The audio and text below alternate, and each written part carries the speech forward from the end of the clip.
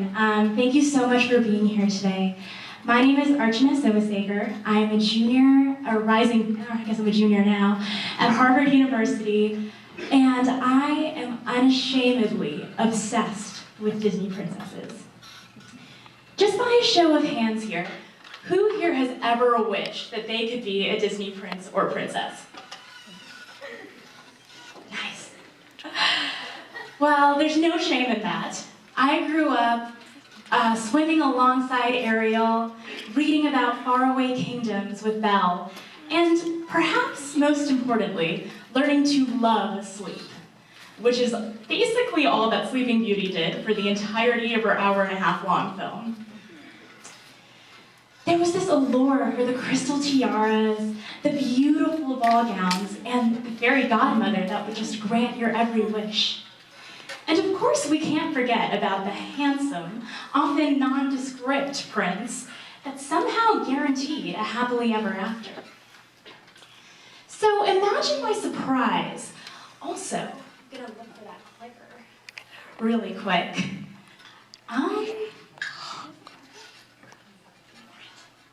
Thanks, guys. So imagine my surprise when my parents told me that the two things that were most important in determining my happily ever after was first, my education, and second, the ability to give back to the community that I would call my own. Education and philanthropy. Princess Jasmine spent her time taking long walks with her pet tiger or flying on a magic carpet. She was definitely not concerned about getting a world-class education or giving back to her community. So why did I have to?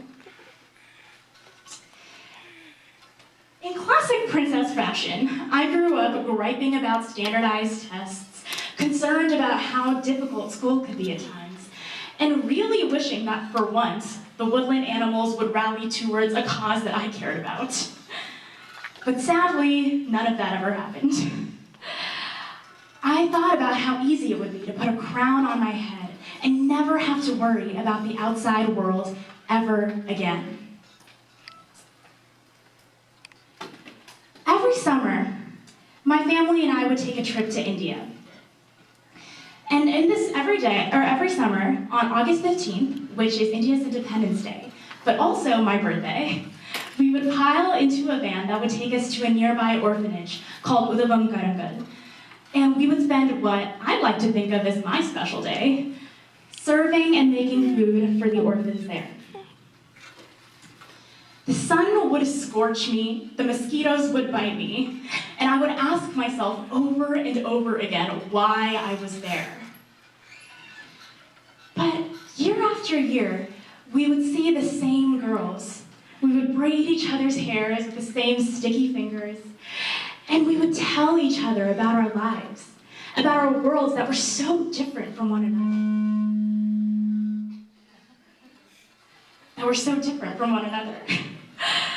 But the more I began to think about it, the more I began to realize that maybe we weren't so different after all. We both had goals, we both had dreams, and we both had the potential to make those dreams come true.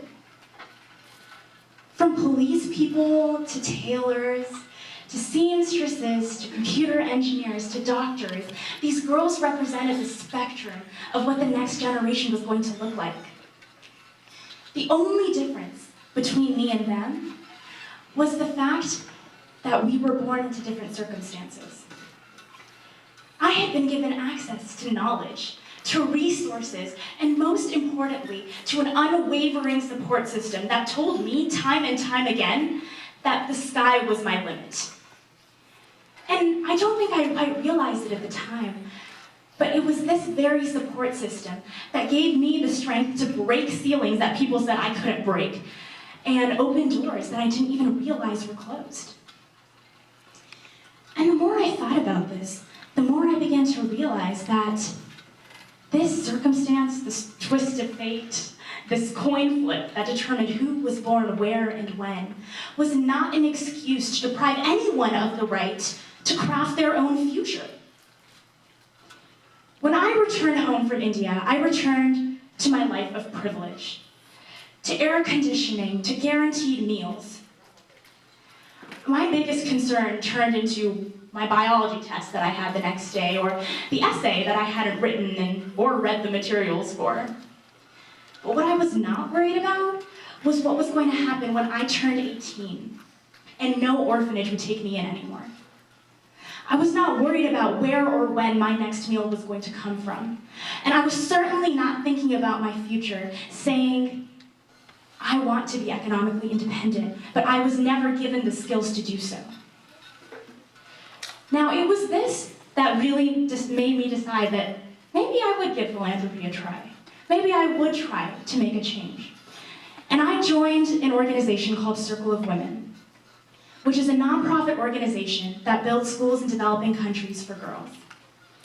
Now, through this organization, I got the first opportunity that I think really changed my life, which was the opportunity to visit an orphanage in India, a different one called the Rima Garden, and stay there and help out for a week and get to know the girls there. And from this experience, one story really stands out to me. Every day, the girls would board the public bus to ride to the government school that was nearby.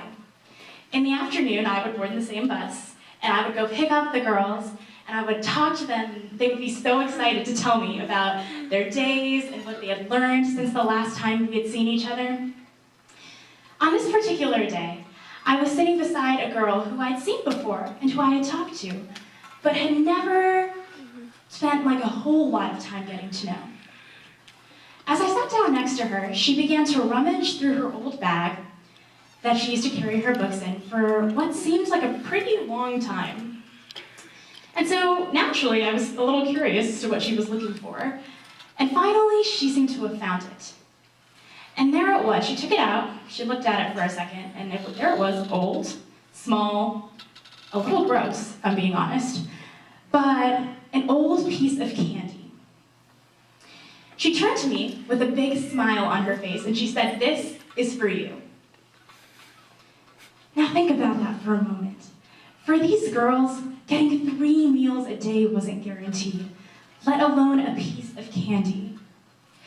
It was clear that she had been saving this for such a long time, that it was important to her, but here she was, willing to turn and give it to me, a relative stranger, someone who came from such a privileged background, but she was willing to share with me everything she had, her prized possession. Now for me, with all the resources I have at my disposal, I'm so reluctant to part with any of it.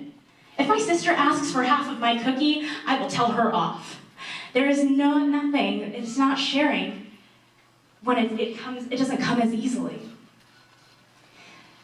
And then this is when I realized that giving back, that philanthropy is not a side thing that you do. It's not something you try out. It's a responsibility and it's an obligation to give back to the community that has given you so much, to make sure that the forward cycle continues.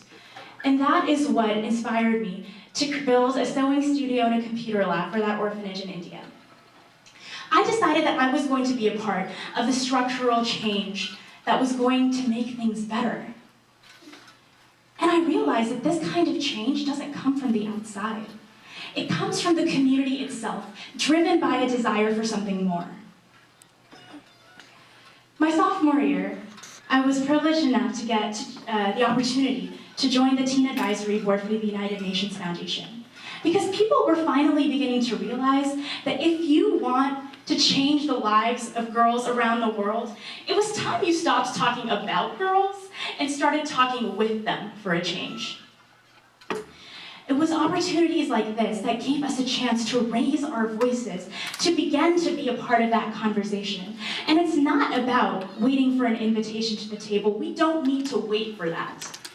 It's about realizing that when we contribute and speak on what we believe in, that the ideas that emerge are unparalleled. And I got to experience this very phenomena this past year, my sophomore year at Harvard University, where I was selected to be the sole representative for the United States at the Girls 20 Summit in Turkey.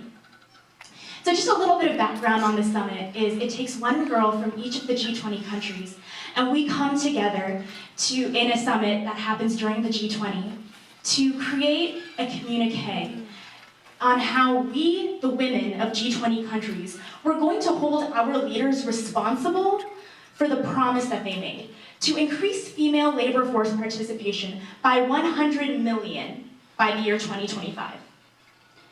And in presenting this communique to our G20 leaders, we affirmed that our voices weren't only going to draw attention to the problems, but be instrumental in creating the solutions.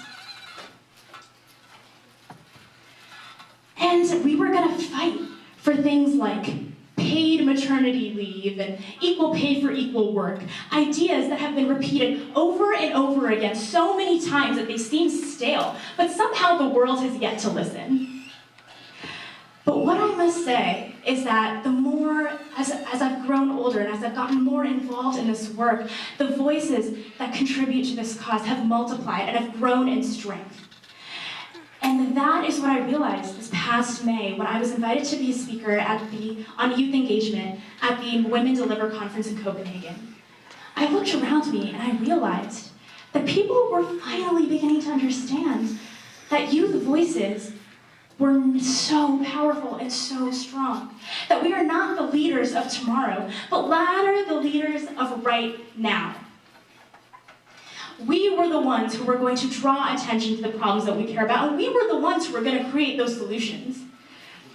Together, our voices were going to be what made the difference. And sure, there were times along the way where people said, no, no, you can't do it. No, maybe when you're older. No, when you have more experience. But I was beginning to realize that my impact was not going to be defined by what someone told me I could or couldn't do, but rather movements that are going to change the world start from us, and that we are the ones who are going to have to raise our voices to make change happen. So yes, Disney princesses will always be a part of me. I will never give up my childhood of wishing I could talk to animals or that my life was set to a Disney soundtrack. I still wish that, believe me. But I would never trade my future for a Prince Charming's happily ever after. Never would I give up the opportunity to use my voice to create the change that I want to see in this world. Because regardless of what expectations there are, or what people have to say, my happy ending is going to be exactly that, my own. Thank you very much.